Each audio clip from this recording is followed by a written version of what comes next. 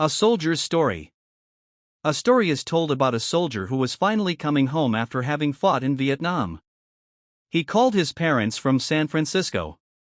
"Mom and Dad, I'm coming home, but I've a favor to ask. I have a friend I'd like to bring home with me." "Sure," they replied, "we'd love to meet him." "There's something you should know," the son continued. "He was hurt pretty badly in the fighting. He stepped on a landmine and lost an arm and a leg. He has nowhere else to go, and I want him to come live with us." "I'm sorry to hear that, son. Maybe we can help him find somewhere to live." "No, Mom and Dad, I want him to live with us." "Son," said the father, "you don't know what you're asking. Someone with such a handicap would be a terrible burden on us.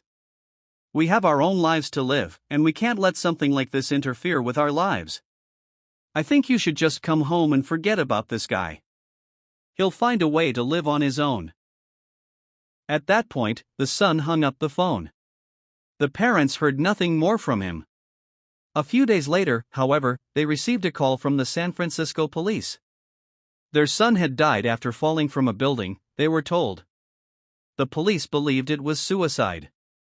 The grief-stricken parents flew to San Francisco and were taken to the city morgue to identify the body of their son. They recognized him, but to their horror they also discovered something they didn't know: their son had only one arm and one leg. Moral: the parents in this story are like many of us.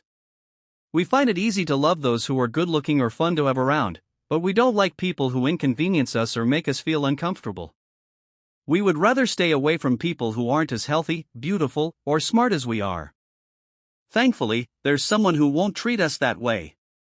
Someone who loves us with an unconditional love that welcomes us into the forever family, regardless of how messed up we are. Tonight, before you tuck yourself in for the night, say a little prayer that God will give you the strength you need to accept people as they are, and to help us all be more understanding of those who are different from us.